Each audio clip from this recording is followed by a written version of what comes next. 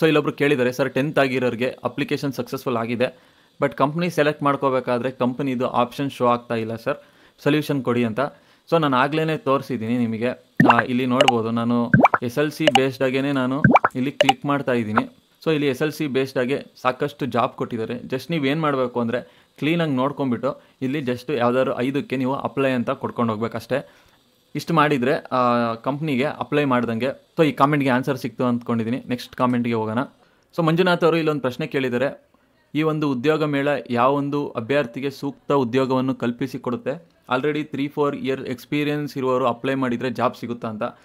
So ಇದ್ರ ಬಗ್ಗೆ ನಾನೇನು ಕಾಮೆಂಟ್ ಮಾಡೋಕ್ಕಾಗಲ್ಲ, ಯಾಕಂದರೆ ಅದು ಡಿಪೆಂಡ್ ಆಗುತ್ತೆ ಕಂಪನಿ ವೈಸು. ಸೊ ನೀವು ನಾಳೆ ಅಟೆಂಡ್ ಆಗಿ ನಿಮಗೆ ಅಲ್ಲೇ ಗೊತ್ತಾಗುತ್ತೆ. ಇದ್ರ ಬಗ್ಗೆ ನಾನೇನು ಜಾಸ್ತಿ ಕಾಮೆಂಟ್ ಹಾಕೋಕ್ಕಾಗಲ್ಲ. ಸೊ ಇಲ್ಲೊಬ್ರು ಕೇಳಿದ್ದಾರೆ, ಬ್ರೋ ಅಪ್ಲೈ ಮಾಡೋ ಆಪ್ಷನ್ ಬರ್ತಿಲ್ಲ, ಸ್ಕ್ರೀನ್ನ ರೊಟೇಟ್ ಮಾಡಿದ್ರೆ ಬರ್ತಿಲ್ಲ, ಜಾಬ್ ರೋಲ್ ಮತ್ತು ಎಂಪ್ಲಾಯರ್ ನೇಮ್ ಅಷ್ಟೇ ಆಪ್ಷನ್ ಬರ್ತಿರೋದು, ಏನು ಮಾಡೋದು ಅಂತ.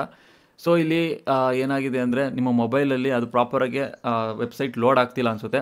ಸೊ ನೀವು ಒಂದು ಕೆಲಸ ಮಾಡಿ, ನಿಮ್ಮ ಹತ್ರ ಏನಾದ್ರು ಲ್ಯಾಪ್ಟಾಪ್ ಇದ್ದರೆ, ಇಲ್ಲಾಂದರೆ ಯಾರ ಹತ್ರನಾದ್ರು ಇಸ್ಕೊಂಡು ಸೊ ಲ್ಯಾಪ್ಟಾಪಲ್ಲಿ ಆದಷ್ಟು ನೀವು ಓಪನ್ ಮಾಡೋಕ್ಕೆ ಟ್ರೈ ಮಾಡಿ, ಅಲ್ಲಿ ಅವಾಗ ಚೆನ್ನಾಗಿ ಬರುತ್ತೆ. ಇಲ್ಲಾಂದರೆ ಇನ್ನೊಂದು ಆಪ್ಷನ್, ನಿಮ್ಮ ಹತ್ರ ಲ್ಯಾಪ್ಟಾಪ್ ಇಲ್ಲ ಅಂದರೆ ನೋ ಪ್ರಾಬ್ಲಮ್, ನೀವು ಮೊಬೈಲಲ್ಲಿ ಕ್ರೋಮಿಗೆ ಹೋಗ್ಬಿಟ್ಟು ಅಲ್ಲಿ ರೈಟ್ ಸೈಡ್ ಮೇಲೆ ಕ್ಲಿಕ್ ಮಾಡಿದರೆ ನ್ಯೂ ಟ್ಯಾಬ್ ಅಂತ ಬರುತ್ತೆ. ಮತ್ತು ನಿಮಗೆ 3 ಡಾಟ್ ಬರುತ್ತೆ ಅಲ್ಲಿ ರೈಟ್ ಸೈಡು. ಅದ್ರ ಮೇಲೆ ಕ್ಲಿಕ್ ಮಾಡಿದರೆ ಶೋ ಇನ್ ಡೆಸ್ಕ್ಟಾಪ್ ವರ್ಷನ್ ಅಂತ ಬರುತ್ತೆ. ಅದ್ರ ಮೇಲೆ ಕ್ಲಿಕ್ ಮಾಡಿಕೊಂಡ್ರೆ ನಿಮಗೆ ಡೆಸ್ಕ್ಟಾಪಲ್ಲಿ ಅಂದರೆ ಲ್ಯಾಪ್ಟಾಪ್ ಸ್ಕ್ರೀನಲ್ಲಿ ಏನೇನು ಕಾಣುತ್ತೋ ಅದೇ ಥರ ಮೊಬೈಲ್ ಸ್ಕ್ರೀನಲ್ಲೂ ಅದೇ ಥರ ಕಾಣಿಸೋಕ್ಕೆ ಶುರು ಆಗುತ್ತೆ. ಆವಾಗ ನಿಮಗೆ ಎಲ್ಲ ಆಪ್ಷನ್ನು ಕೂಡ ಅವೈಲಬಲ್ ಆಗುತ್ತೆ. ಒಂದು ಸರಿ ಟ್ರೈ ಮಾಡಿ, ನಿಮಗೆ ಏನಾದ್ರು ಬರಲಿಲ್ಲ ಅಂದರೆ ನಾನು ನೆಕ್ಸ್ಟ್ ಏನು ಮಾಡಬೇಕು ಅಂತ ನಿಮಗೆ ತಿಳಿಸ್ತಾ ಹೋಗ್ತೀನಿ. ಸೊ ಈ ಕಾಮೆಂಟ್ಗೆ ನಾನು ಆನ್ಸರ್ ತಿಳಿಸಿದ್ದೀನಿ ಅಂದ್ಕೊಂಡಿದ್ದೀನಿ. ಹಾಗೆ ನೆಕ್ಸ್ಟ್ ಕಾಮೆಂಟ್ಗೆ ಇವಾಗ ಹೋಗೋಣ. ಸೊ ನನ್ನ ಕಡೆಯಿಂದ ಒಂದು ಸಣ್ಣ ರಿಕ್ವೆಸ್ಟ್. ಸೊ ನಿಮಗೋಸ್ಕರ ಈ ಬೃಹತ್ ಉದ್ಯೋಗ ಮೇಳ ಬಗ್ಗೆ ರಿಸರ್ಚ್ ಮಾಡಿ ಬೇರೆ ಎಲ್ಲ ಮೀಟಿಂಗ್ನ ಅಟೆಂಡ್ ಆಗಿ ಸೊ ಸಾಕಷ್ಟು ಹಾರ್ಡ್ ವರ್ಕ್ನ ಮಾಡ್ತಾ ಇದ್ದೀನಿ. ಸೊ ನಿಮ್ಮ ಕಡೆಯಿಂದ ನನಗೆ ಒಂದು ಲೈಕ್ ಬರಬೇಕು, ಅಟ್ಲೀಸ್ಟ್ ಆವಾಗ ನನಗೆ ಮೋಟಿವೇಶನ್ ಸಿಗುತ್ತೆ. ನಿಮಗೆ ಈ ವಿಡಿಯೋ ಏನಾದ್ರು ಯೂಸ್ಫುಲ್ ಅನಿಸಿದರೆ ಮಾತ್ರ ಆಮೇಲೆ ನೀವು ಸಬ್ಸ್ಕ್ರೈಬ್ ಮಾಡಿ. ಇದೇ ಥರ ಜಾಬ್ ಅಪ್ಡೇಟ್ಸ್ ಬಗ್ಗೆ ತರ್ತಾ ಇರ್ತೀನಿ, ನನ್ನ ಎಕ್ಸ್ಪೀರಿಯನ್ಸ್ನ ನಾನು ಶೇರ್ ಮಾಡ್ತೀನಿ. ಮತ್ತು ಮುಂದೆ ಯಾವುದಾದ್ರು ಜಾಬ್ ನೋಟಿಫಿಕೇಶನ್ ಇದ್ದರೆ ಪ್ರತಿಯೊಂದನ್ನು ನಿಮಗೆ ಎಕ್ಸ್ಪ್ಲೈನ್ ಮಾಡ್ತೀನಿ, ಯಾವ ಥರ ಜಾಬ್ ತೊಗೊಳೋದು ಹೆಂಗೆ ಅಂತ. ಸೊ ಇನ್ನೊಂದು ಕಾಮೆಂಟ್ ನೋಡ್ಬೋದು, ಸರ್ ಅಪ್ಲೈ ಮಾಡೋ ಆಪ್ಷನ್ ಬರ್ತಾ ಇಲ್ಲ ಅಂತ.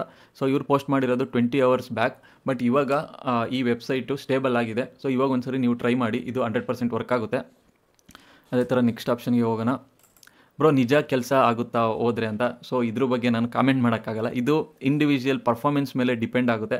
ನೀವೇನಾದ್ರು ಚೆನ್ನಾಗಿ ಪರ್ಫಾರ್ಮೆನ್ಸ್ ಮಾಡಿದ್ರಿ ಅಂದರೆ ಸೆಲೆಕ್ಟ್ ಆಗೋ ಚಾನ್ಸಸ್ ಜಾಸ್ತಿ ಇರುತ್ತೆ. ಸೊ ನೆಕ್ಸ್ಟ್ ಕಾಮೆಂಟ್ಗೆ ಹೋಗೋದಾದರೆ, ಸರ್ ಅಲ್ಲಿ ಸ್ಲೈಡ್ ಮಾಡೋಕ್ಕೆ ಹೋದರೆ ಫೋನಲ್ಲಿ ಸ್ಲೈಡ್ ಆಗ್ತಿಲ್ಲ, ಜಾಬ್ ರೋಲ್ ಮತ್ತು ಎಂಪ್ಲಾಯರ್ ನೇಮ್ ಅಷ್ಟೇ ಆಪ್ಷನ್ ಬರ್ತಿರೋದು, ಸ್ಕ್ರೀನ್ ತೋರಿಸಿ ನೆಕ್ಸ್ಟ್ ಆಪ್ಷನ್ ಯಾವುದೂ ಬರ್ತಿಲ್ಲ. ಸೊ ಈ ಕಾಮೆಂಟ್ಗೆ ನಾನು ಆಲ್ರೆಡಿ ಉತ್ತರ ಕೊಟ್ಟಿದ್ದೀನಿ ಅಂದ್ಕೊಂಡಿದ್ದೀನಿ. ಸೊ ಇಲ್ಲೊಬ್ರು ಕೇಳಿದ್ದಾರೆ, ಅಕ್ಷತಾ ಅನ್ನೋರು, ಉದ್ಯೋಗ ಮೇಳಗೆ ರಿಜಿಸ್ಟರ್ ಆದಮೇಲೆ ಅಕ್ನಾಲೇಜ್ಮೆಂಟ್ ಯಾವ ಪೇಜ್ ಡೌನ್ಲೋಡ್ ಮಾಡ್ಕೋಬೇಕು ಅಂತ, ಹಾಗೆ ತಗೋಬೇಕು ಅಂತ ಹೇಳಿ ಸರ್ ಅಂತ ಕೇಳಿದ್ದಾರೆ.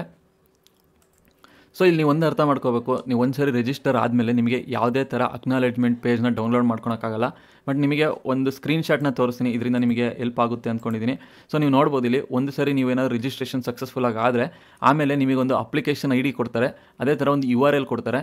ಇದನ್ನು ಈ URL ಮೇಲೆ ನೀವು ಕ್ಲಿಕ್ ಮಾಡಿದರೆ ಲಾಗಿನ್ ಪೇಜಿಗೆ ಕರ್ಕೊಂಡು ಹೋಗುತ್ತೆ. ಸೊ ನಿಮಗೆ ಮೇಯ್ನಾಗಿ ಒಂದು ಅಪ್ಲಿಕೇಶನ್ ID ಸಿಗುತ್ತೆ ಅಷ್ಟೇ.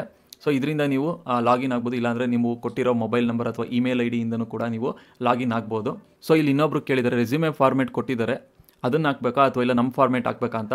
ಸೊ ಅವರು ಕ್ಲಿಯರಾಗಿ ಅವ್ರ ಫಾರ್ಮೇಟ್ನ ಕೊಟ್ಟಿದ್ದಾರೆ, ಆದಷ್ಟು ನೀವು ಅವ್ರ ಫಾರ್ಮೇಟಲ್ಲೇ ರೆಸ್ಯೂಮೆನ ಕ್ರಿಯೇಟ್ ಮಾಡಿ. ಸೊ ನಿಮ್ಮ ರೆಸ್ಯೂಮೆ ಕೊಟ್ಟರು ಏನು ಪ್ರಾಬ್ಲಮ್ ಇಲ್ಲ, ಬಟ್ ಆದಷ್ಟು ನಾನು ಸಜೆಷನ್ ಮಾಡೋ ಥರ ನೀವು ಅವ್ರ ರೆಸ್ಯೂಮೆನೇ ಫಾಲೋ ಮಾಡಿ, ಅದರಲ್ಲೇನು ಪ್ರಾಬ್ಲಮ್ ಇಲ್ಲ. ಸೊ ಇಲ್ಲಿ ಲಕ್ಷ್ಮಣನವರು ಒಂದು ಡೌಟ್ನ ಕೇಳ್ತಾ ಇದ್ದಾರೆ, ಬ್ರೋ ರಿಜಿಸ್ಟರ್ ಆಗ್ತಾ ಇಲ್ಲ, if I click on registration it take me to website named Acubate, please help me ಅಂತ. ಸೊ ಇವರು ಪೋಸ್ಟ್ ಮಾಡಿರೋದು 22 hours ಬ್ಯಾಕ್, ಅಂದರೆ ಸರಿಸುಮಾರು ನಿನ್ನೆ. ಸೊ ನಿನ್ನೆ ಏನಾಗಿತ್ತು ಅಂದರೆ ಬೆಳಿಗ್ಗೆ 6 ಗಂಟೆಯಿಂದ ಒಂದು 10 ಗಂಟೆ ತನಕ ಸರ್ವರ್ ಡೌನ್ ಆಗಿತ್ತು. ಸೊ ನೀವು ರಿಜಿಸ್ಟ್ರೇಷನ್ ಮಾಡೋಕೆ ಹೋದ್ರೂ ಆಗ್ತಾ ಇರಲಿಲ್ಲ, ಬಟ್ ಇವಾಗೆಲ್ಲ ಸರ್ವರ್ ತುಂಬ ಚೆನ್ನಾಗಿದೆ. ಸೊ ಇವಾಗ ಒಂದ್ಸರಿ ನೀವು ಟ್ರೈ ಮಾಡಿ ಸರ್, ಆಗುತ್ತೆ. ಸೊ ಇಲ್ಲೊಂದು ಇಂಟ್ರೆಸ್ಟಿಂಗ್ ಕ್ವಶನ್ ಕೇಳ್ತಾ ಇದ್ದಾರೆ, 2024 ಬ್ಯಾಚ್ ಅವರು ಅಪ್ಲೈ ಮಾಡ್ಬೋದಾ, ನಾವು ಔಟ್ಪುಟ್ ಆಗೋದು ಜೂನ್ಗೆ ಅಂತ. ಸೊ ಇಲ್ಲೆಲ್ಲೂ KSDC ಅವರು ಅಫಿಷಿಯಲ್ ಆಗಿ ಹೇಳಿಲ್ಲ, ಅಂದರೆ ಇವಾಗ ಯಾರು ಪರ್ಸ್ಯೂ ಮಾಡ್ತಾ ಇದ್ದಾರೆ ಅಂದರೆ ಓದ್ತಾ ಇದ್ದಾರೋ ಅವ್ರು ಅಪ್ಲೈ ಮಾಡಬೇಕು ಅಂತ ಇಲ್ಲೆಲ್ಲೂ ಹೇಳಿಲ್ಲ. ಸೊ ಜಸ್ಟ್ ಅವ್ರು ಹೇಳಿರೋದು ಫ್ರೆಶರ್ ಮಾಡ್ಬೋದು, ಇಲ್ಲಾಂದರೆ ಎಕ್ಸ್ಪೀರಿಯನ್ಸ್ ಕ್ಯಾಂಡಿಡೇಟ್ ಅಪ್ಲೈ ಮಾಡ್ಬೋದು ಅಂತ.